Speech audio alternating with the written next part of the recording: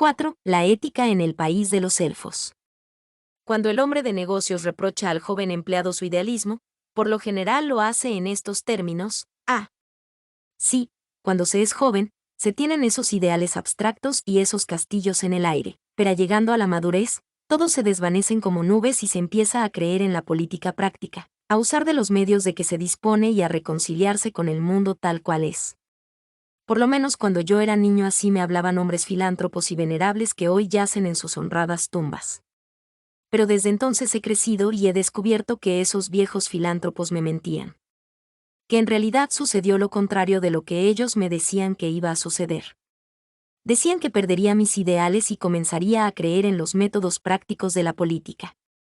Y no he perdido en absoluto mis ideales. Mi fe es fundamentalmente exacta a lo que ha sido siempre. Lo que he perdido es mi antigua infantil confianza en la política práctica. Continúo tan interesado como antes en la batalla de Armagedón, pero no estoy tan interesado en las elecciones generales. Cuando era bebé, a su sola mención saltaba en las rodillas de mi madre. No, la visión es siempre sólida y fidedigna, la visión siempre es un hecho. La realidad es lo que con frecuencia resulta un fraude. Creo en el liberalismo tanto como siempre, más que nunca. Pero en una época rosada de inocencia, creí en los liberales. Teniendo que trazar ahora el curso de mi especulación personal, tomo este ejemplo de una de las creencias que persisten, porque tal vez se la pueda contar como única tendencia positiva. Crecí como liberal y he creído siempre en la democracia, en la doctrina elemental de una humanidad autogobernada. Si alguno encuentra esta frase vaga o confusa, solo puedo detenerme un momento para explicar que el principio democrático, según yo lo entiendo, podría enunciarse en dos proposiciones. La primera es esta: que las cosas comunes a todos los hombres son más importantes que las cosas peculiares de cualquier hombre. Las cosas ordinarias tienen más valor que las extraordinarias, aún mejor, son más extraordinarias. El hombre es algo más imponente que los hombres, algo más sorprendente. El sentido milagroso de lo humano en sí debe ser siempre algo más vívido para nosotros que todas las maravillas del poder, de la inteligencia, del arte o de la civilización.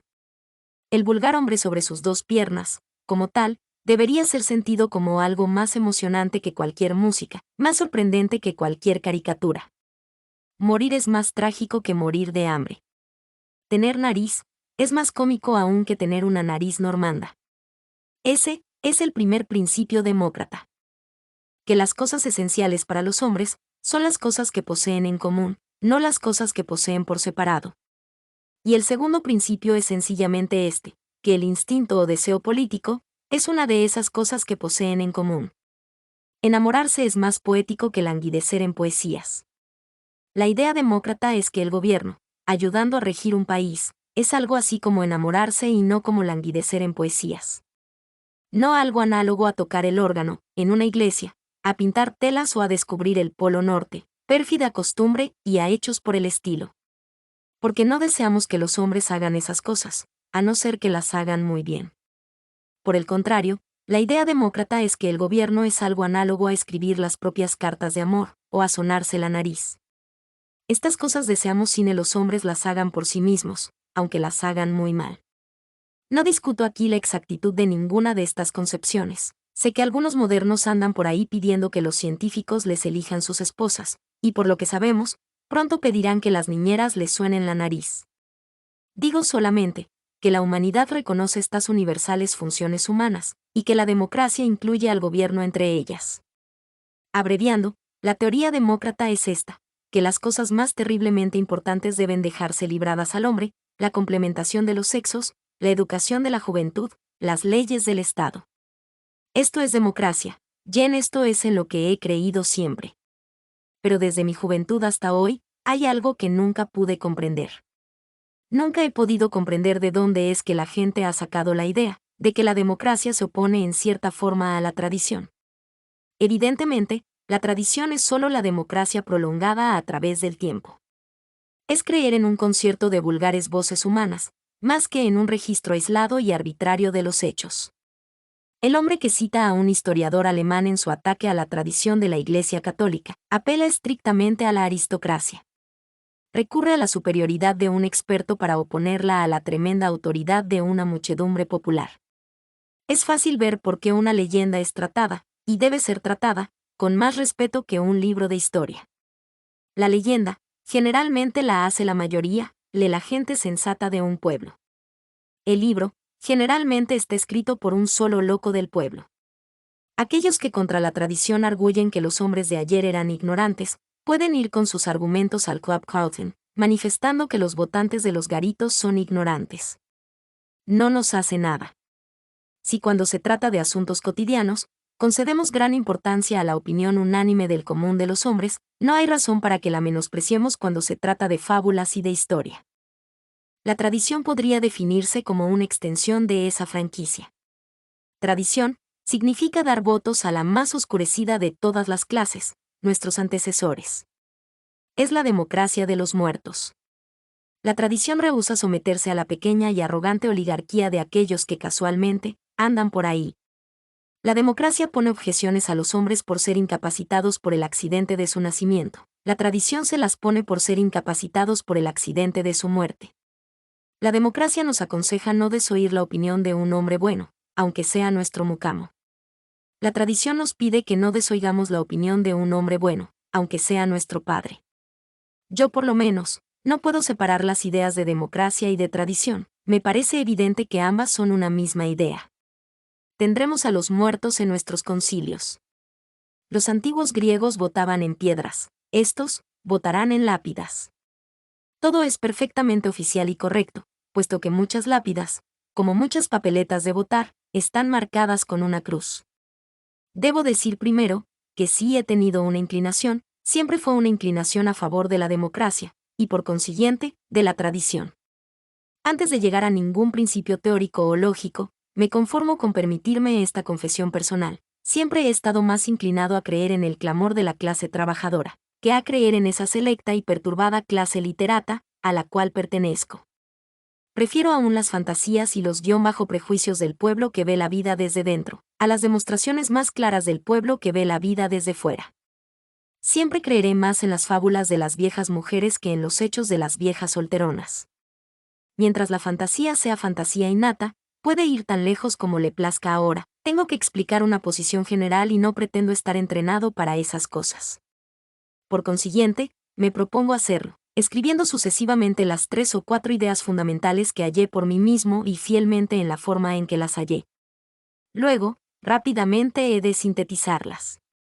Agregando mi filosofía propia o religión natural, luego, describiré mi sorprendente descubrimiento de que el todo ya había sido descubierto. Había sido descubierto por el cristianismo. Pero de estas profundas persuasiones de las que debo dar cuenta ordenadamente, la primera concernía a este elemento de tradición popular.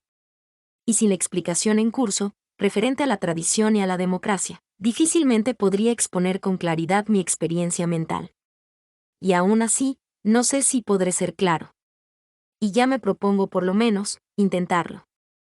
Mi primera y última filosofía, aquella en la cual creo con fe inquebrantable, la aprendí en la nursery.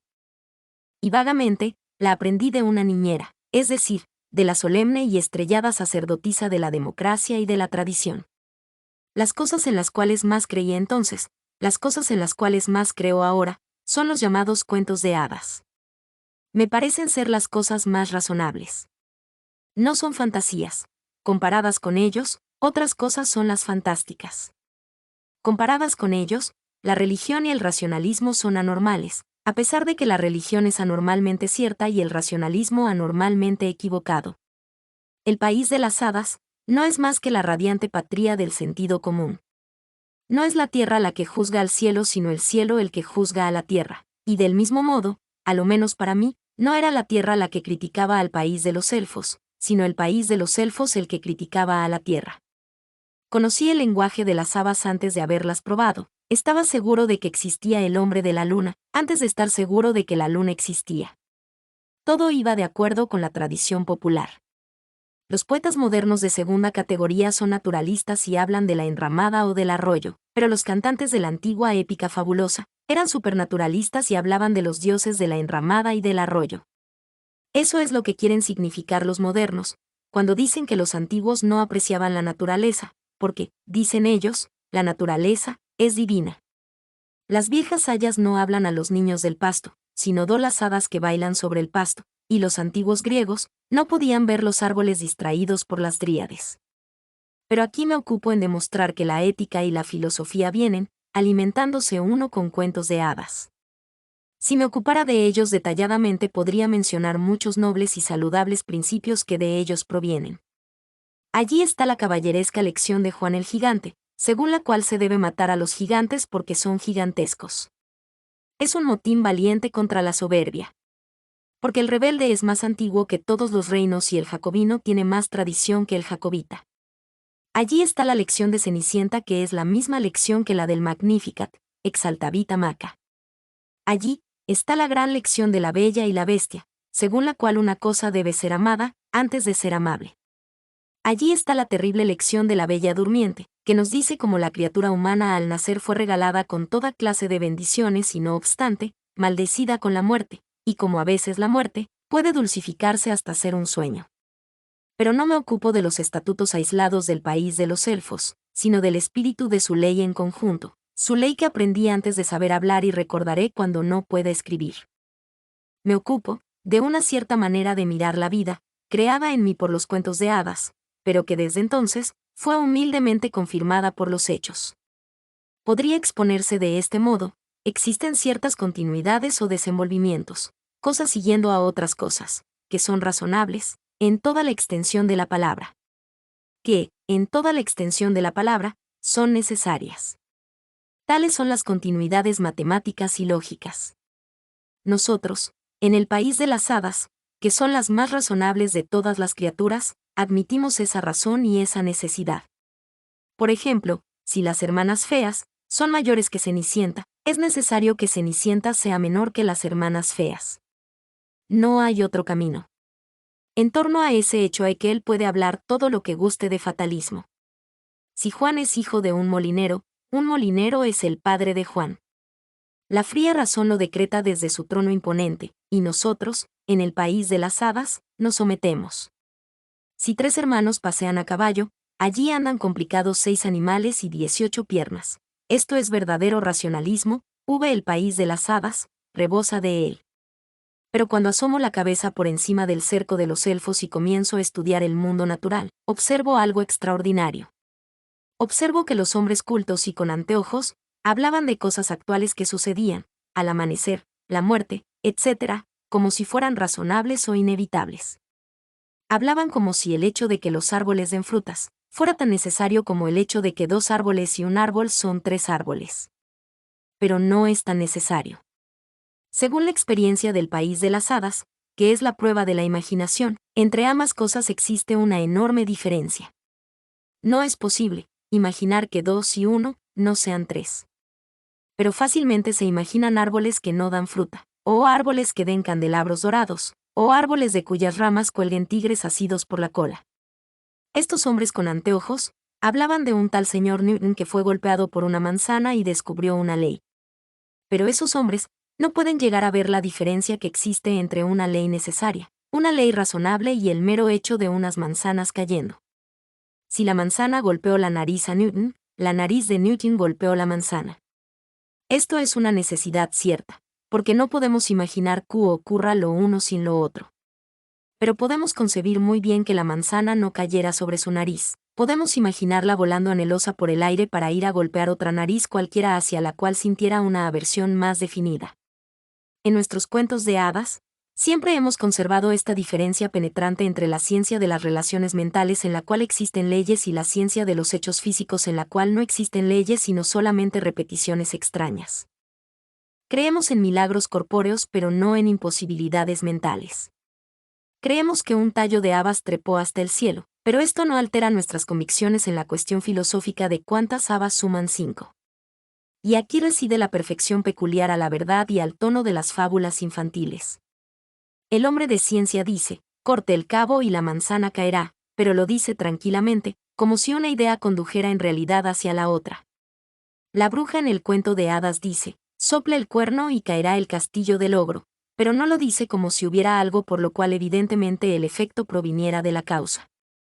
Sin duda, dio ese mismo consejo a muchos castillos, pero no pierde su aire expectante ni su razón. no hurga en su cabeza hasta imaginar una conexión mental necesaria entre el cuerno y el castillo tambaleante. Pero los científicos hurgan en sus cabezas hasta imaginar una conexión mental entre la manzana abandonando el árbol y la manzana llegando al suelo. Hablan como si realmente hubieran descubierto no solo una cantidad de hechos maravillosos, sino una verdad que conecta entre sí esos hechos.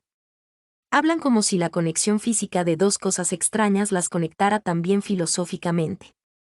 Sienten que por el hecho de que una cosa incomprensible constantemente siga a otra cosa incomprensible, de algún modo las dos forman algo comprensible.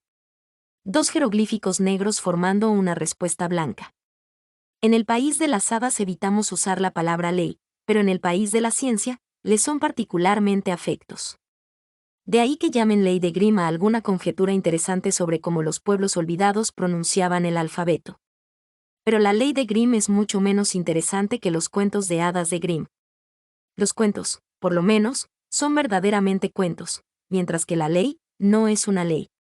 Una ley implica que conozcamos la naturaleza de su generalización y de su establecimiento, no que tengamos solo una vaga idea de sus efectos.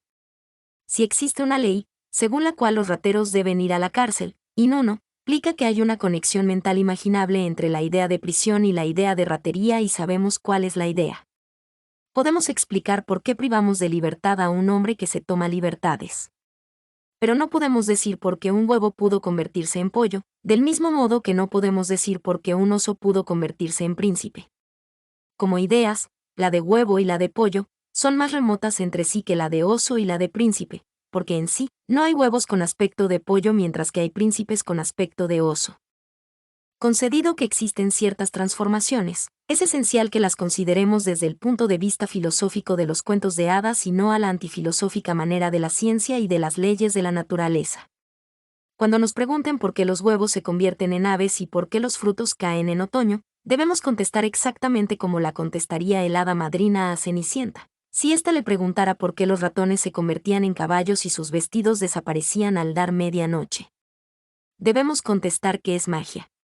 No es una ley, porque no entendemos su fórmula general. No es una necesidad, porque a pesar de dar prácticamente por descontado que esas cosas sucedan, no tenemos derecho a decir que siempre han de suceder.